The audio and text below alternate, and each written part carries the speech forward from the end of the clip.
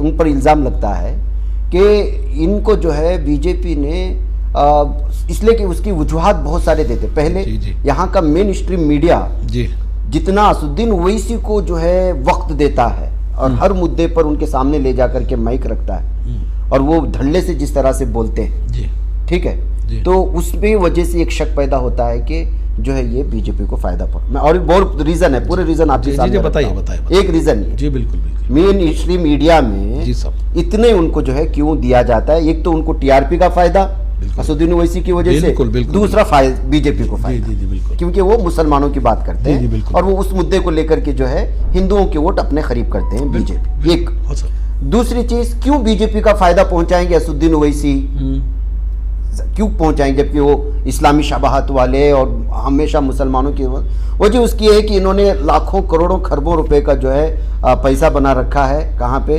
हैदराबाद में, और बहुत सारी चीजें की हैं। ब्लैकमेलिंग से इनको ब्लैकमेल किया जाता है और आप जो है जैसे चल रहे हैं चलने दो, आप अपने बयानबाजियां करते रहो, इससे हमको फायदा हो रहा है। मीडिया से भी कहा गया है कि आप इनके बयानात को बड़ा चढ़ा करके पेश करो ताकि हम उसका फायदा उठाएं।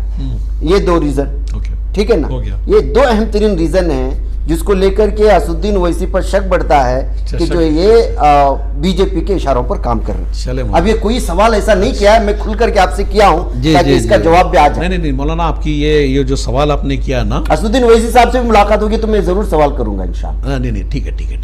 देखिए, पहले तो मैं आपका पहले सवाल का पहले कर दूं। शक का जो आप बोल रहे हैं कि कोई भी एक सवाल हो तो पहले बार असद साहब के पास माइक आ जाता है,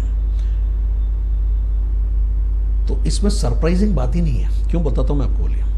बोलिए, आप एक सहाफ़ी हैं, आप एक आलिम हैं, सहाफ़ी हैं, आपका मेन स्ट्रीम काम सहाफ़िज़्म है, तो आप मुझे बताइए, दिल पे हाथ रख के बताइए, आपको क्या आज की पूरे भारत के अंदर असदुद्दीन ओवैसी से बेहतर किसी भी मुद्दे के ऊपर, मैं सिर्फ मुसलमानों की या दलितों की नहीं बात, किसी भी मुद्दे के ऊपर असदुद्दीन ओवैसी साहब से बेहतर बोलने वाला कोई दूसरा शख्स आप मुझे बताएं।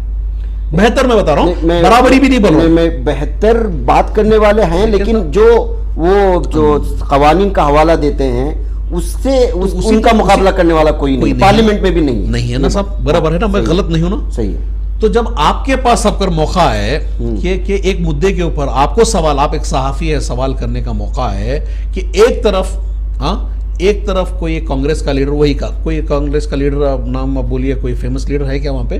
तो जब वो नहीं है आपके पास, तो किसके पास जाएगा माइक? आप होते तो क्या करते, किसके पास लेके जाते?